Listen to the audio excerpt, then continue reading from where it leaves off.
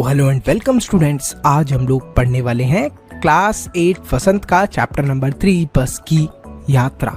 इस चैप्टर के अंदर जो लेखक है उनका नाम है हरिशंकर पारसे। ये बहुत उच्च कोटि के व्यंगकार हैं। व्यंगकार मतलब कि सरकास्टिकली या फिर मजाक के वे में चीजें एक्सप्लेन करते हैं या बताते हैं। जैसे कि तुम्हारे टीचर जब तुम्हारे 0 मार्क्स आते हैं तब तुम्हें बोलते होंगे, अरे वाह बेटा तुमने तो सबसे ज़्यादा ही पढ़ाई करी है तभी तो तुम्हारे 0 आए हैं। तो इस तरीके से ही ये लेखक भी काफ़ी सरकास्टिकली चीज़ों को बताते थे मजाकिया तरीके से। तो यहाँ पर जो लेखक थे वो सतना गए। सतना इसलिए गए थे क्योंकि उन्हें कुछ काम था। अब सतना एक जगह का नाम है, तो वो वहाँ पर जाते हैं अपना कुछ काम करने के लिए ऑफिस का। तो जब वो वहाँ से वापस आ रहे होते हैं तब उन्हें एक बस दिखती है। अब वो बस कोई ऐसी वैसी बस नहीं थी, वो थी ये टूटी फूटी खचाड़ा हालत की बस। मतलब इसे देख के तो लग रहा है कि भाई इस बस को कब का चलना बंद कर देना चाहिए था, लेकिन अभी भी ये बस चल रही थी। तो लेखक जैसे ही इस बस की तरफ देखते हैं उनके दिमाग के अंदर एक सवाल आता है, क्या ये बस चलती भी है? क्या इस बस से मैं वापस भी जा पाऊंगा? तो वो इस बस के अंदर चढ़ने के लिए तैयार ही नहीं होते हैं। लेकिन तभी वहां पर इस बस का एक हिस्सेदार या फिर इस बस का एक मालिक घूम रहा होता है। वो बोलता है, नहीं नहीं नहीं, ये बस तो बहुत अच्छी चलती है, देखने में ही ऐसी है, अरे अरे बैठो तो सही। तो लेखक उसकी बात मान के बैठ लेते हैं।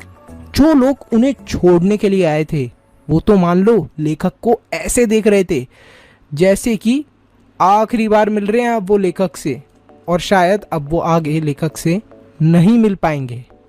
तो लेखक बस के अंदर बैठते हैं। बस चलती भी है। अरे इतनी खराब हालत की बस चल भी जाती है? हाँ हाँ बस चलती है।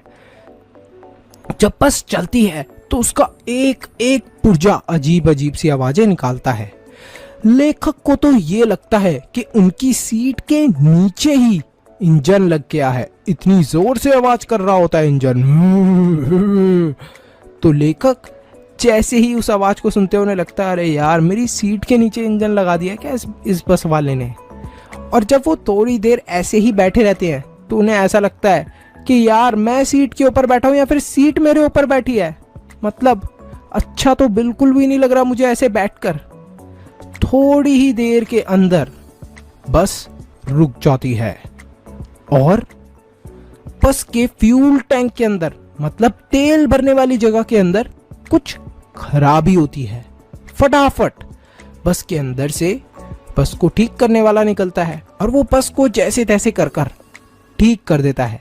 जो छेद हो गया होता है फ्यूल टैंक के अंदर उसको वो रोक देता है और तेल फिर बाहर नहीं निकलता। और फिर तेल दोबारा बस के अंदर भर दिया जाता है, ऑयल दोबारा फिल कर दिया जाता है और फिर दोबारा से बस चलने लगती है। लेखक को अब एक और डर सता रहा होता है।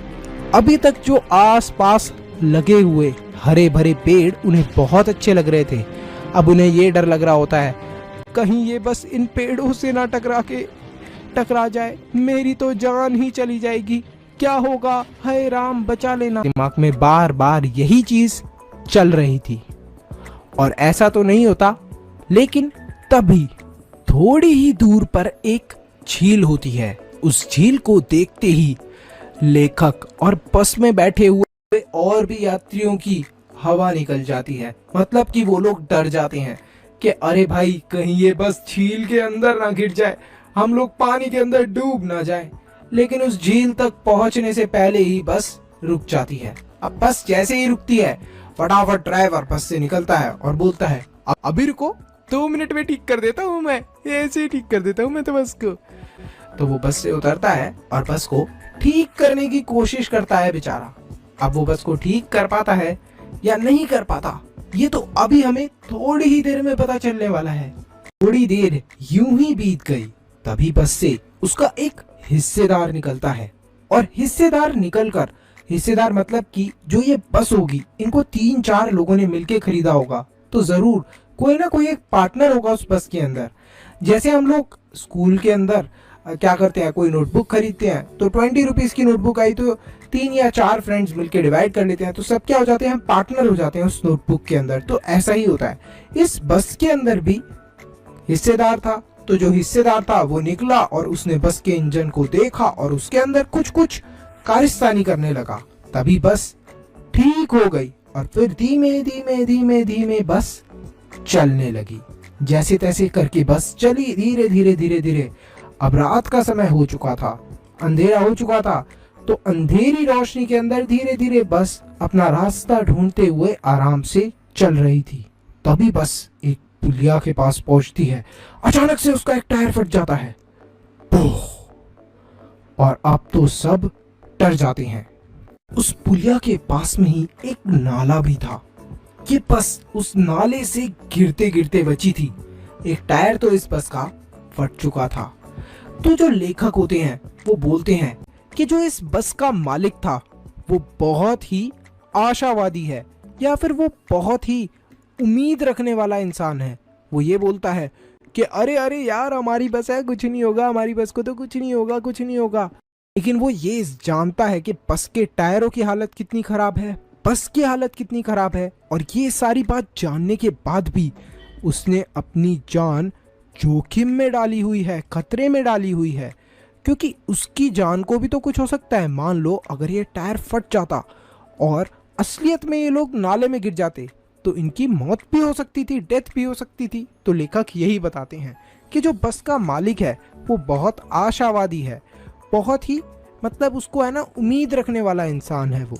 तो इसी के साथ साथ जब ये बस धीरे धीरे करके दोबारा ठीक होती है और चलने लगती है, तो जो लेखक हैं वो ये बोलते हैं अपने दोस्त से कि अरे यार, ये बस पन्ना क्या कहीं पर भी पहुंच जाए, ठीक ही है, फिर तो काश ये बस कहीं पर पहुंच तो जाए। मुझे तो ऐसा लग रहा है कि इस बस के अंदर ही मेरी पूरी जिंदगी ना गुजर जाए। तो इसी के साथ हमारा ये चैप्टर फिनिश होता है। इस चैप्टर के अंदर बेसिकली ये बताया हुआ है कैसे कुछ गाड़ियां या फिर कुछ चीज़ें जब खराब हो जाती हैं उसके बाद भी जो उनके मालिक होते हैं या ओनर होते हैं वो उन चीज़ों को चलाते रहते हैं। जैसे यहाँ पर बस की हालत बहुत ख़राब थी, उसके टायर भी ख़राब थे, लेकिन जो उसका मालिक था उसने टायर तक नहीं बदले, खराब टायरों के अंदर ही उस बस को चलवा रहा था। क्यों? जिससे कि थोड़े से एक्स्ट्रा पैसे कमा ले या थोड़े पैसे बचा ले। लेकिन मान लो अगर वो टायर फट जाते तो उस मालिक की भी जान जा सकती थी और उस बस के अंदर ट्रैवल करने वाले लोगों की भी जान को खतरा था। तो यहीं पर हमारा चैप्टर खत्म होता है। काफ़ी इंटरेस्टिंग चैप्टर था। आप चाहते हैं कि इसी तरीके से हम और भी चैप्टर्स और भी वीडियोस बनाते रहें तो फटाफट चैनल को सब्सक्राइब करिए, वीडियो को लाइक करिए, अपने दोस्तों के साथ शेयर ज़रूर करिए।